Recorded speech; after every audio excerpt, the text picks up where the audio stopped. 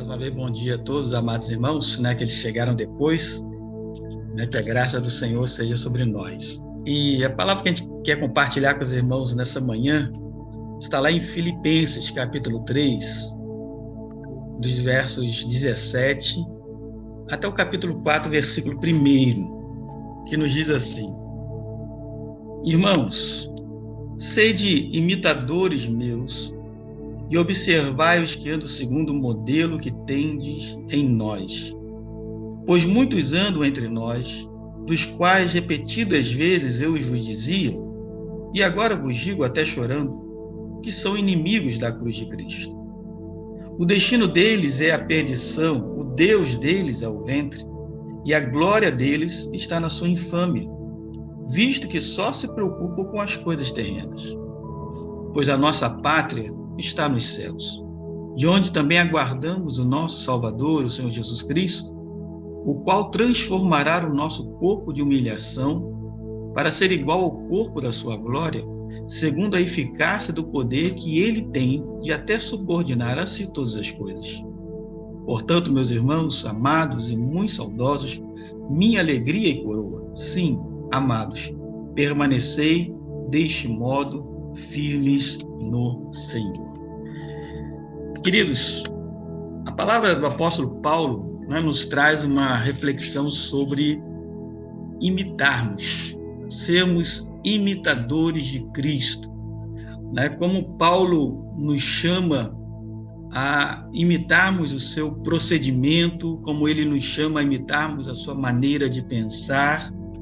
E ele diz assim, primeiro ele traz para si a responsabilidade, ele diz: sede meus imitadores, como eu sou imitador de Cristo.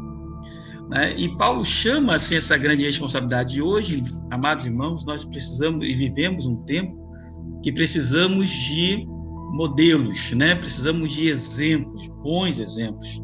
Precisamos de exemplos a serem seguidos, homens e mulheres de Deus que se destacam, que se levantam com piedade, com temor, com comprometimento com o reino de Deus, sobretudo, para que sejam modelo dos fiéis. Quando Paulo escreve a Timóteo, ele diz isso, Ele chama Timóteo para ser modelo dos fiéis.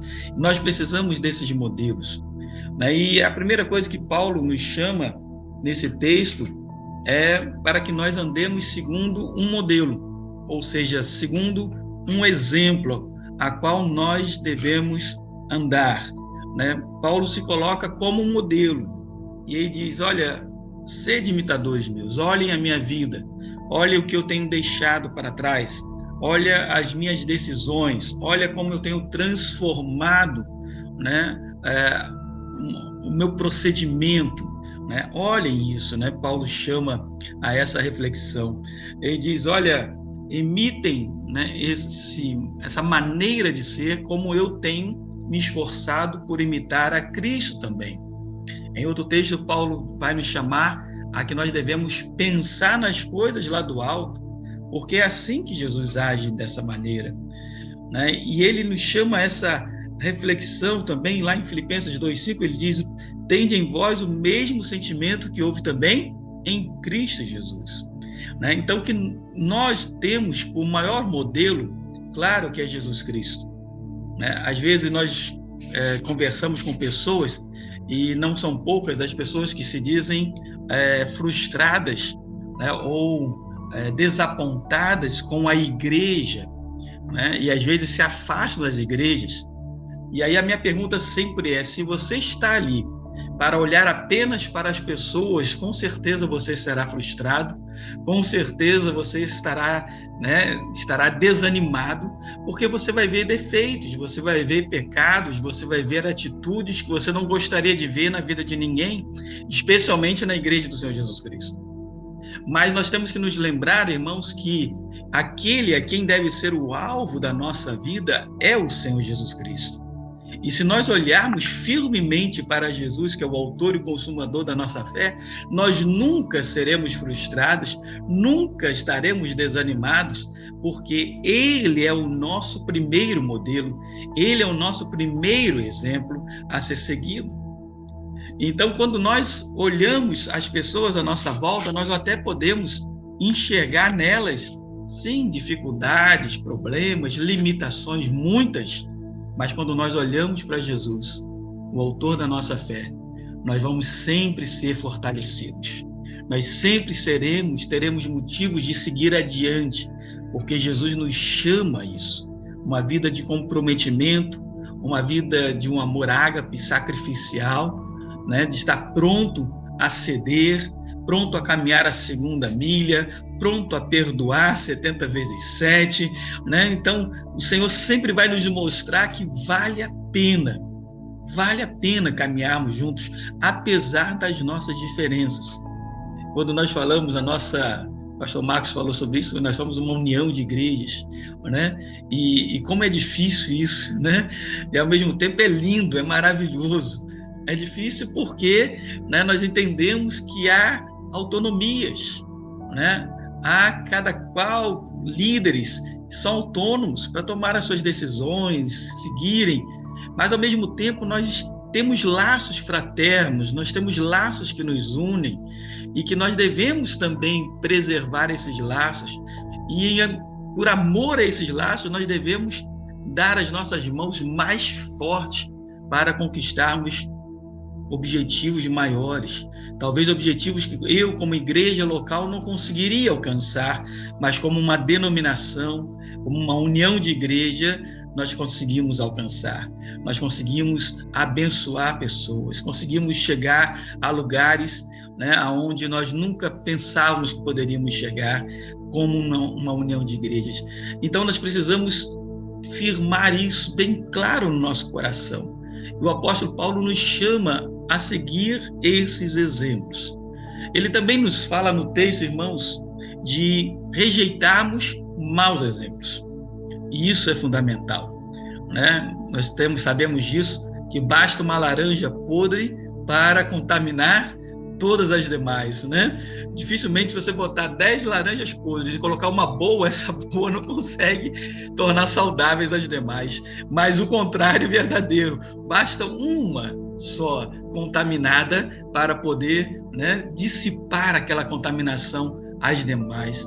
E quando a gente identifica, você vai no fruteiro da sua casa, você vê ali uma que já está podre, o que você faz? Imediatamente você tira para preservar as demais, né? Assim.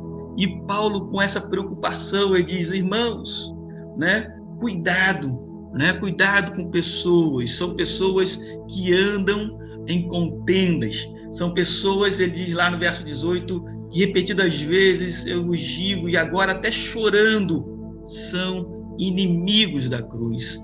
Por quê, irmãos? São pessoas críticas da obra, são pessoas que não estão disponíveis a servir. O olhar delas é apenas um olhar de reprovação. Quando você pergunta, o que você pode fazer? Não, pastor, eu não posso, eu não tenho tempo, né? Não dá, né? Mas a crítica está afiada, né? O desânimo para fazer a obra parar é firme, e essas pessoas, elas contaminam muitas outras pessoas. E Paulo diz, elas são inimigos da cruz de Cristo. Cuidado com essas pessoas, né? O destino deles é a perdição, diz o apóstolo Paulo, porque só se preocupam com as coisas terrenas. O seu coração, né? Os seus corações estão nas coisas terrenas, né? Não estão nas coisas do lado alto, né? Não pensam na nossa pátria celestial, apenas pensam nas circunstâncias aqui e agora. E nós temos que tomar cuidado com essas pessoas.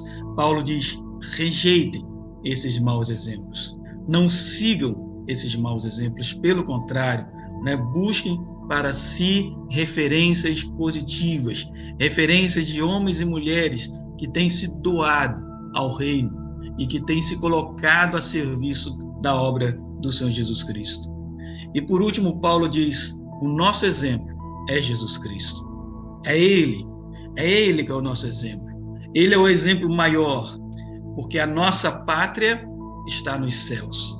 Há um tempo atrás, antes das eleições, nós demos uma mensagem na igreja, né? E nós sabemos, irmãos, como congregacionais, nós somos muito éticos na questão política, né? E não temos aquela questão como outras denominações de ficar aí defendendo o candidato A, B ou C. E aí, naquele dia, eu comecei a mensagem dizendo assim: irmãos, hoje eu vou falar de política. E aí todo mundo abriu um olho desse tamanho, assim, que, pastor, vai dar ruim esse negócio, hein?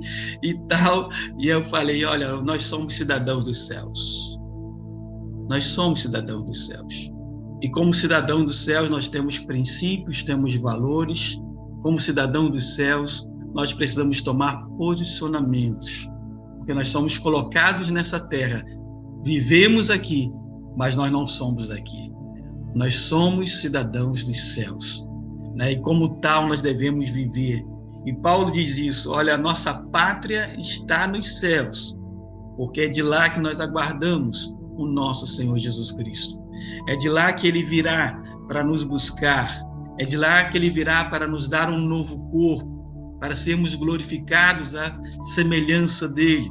É de lá que nós aguardamos a nossa plena salvação, e se concretize plenamente a nossa salvação, quando não mais estaremos limitados a esse corpo de enfermidades, de lutas, de dissabores, mas estaremos para sempre com ele. Assim como ele o é, diz Paulo, nós também seremos. E ele nos dará todas as coisas, diz o apóstolo Paulo. E assim como Cristo sofreu em nosso lugar e está diante de Deus, assim também cada um de nós, apesar das lutas que sofremos, mas um dia estaremos para sempre com o Senhor. Então, queridos irmãos, que nós possamos ter bons exemplos, mas nos lembrar principalmente que o nosso maior exemplo é o Senhor Jesus Cristo. Nunca deixe de olhar para Cristo.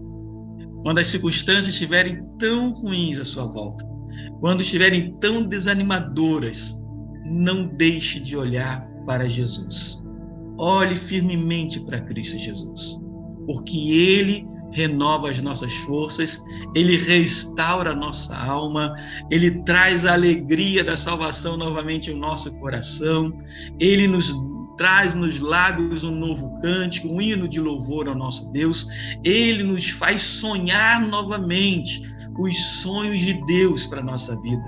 E aquilo que era desânimo, cansaço, quando as nossas forças já estavam se desvaindo, o Senhor então sopra sobre nós, como Ele fez com os discípulos ali em Atos. Ele sopra sobre nós o Espírito dEle e nos renova, nos alcança, aviva o nosso coração, e então nós poderemos fazer aquilo pelo qual o Senhor nos chamou a realizar, grandes coisas, porque o Senhor está conosco. E se o Senhor está ao nosso lado, quem será contra nós? E que nós possamos olhar para Jesus, seguir o exemplo dele, olhar para irmãos e irmãs que são bons exemplos e fugirmos daqueles que não nos ajudam, daqueles que não nos contribuem com nada, mas olhar sempre para Jesus Cristo, autor e consumador da nossa fé. Em nome de Jesus, nós agradecemos a oportunidade. Amém.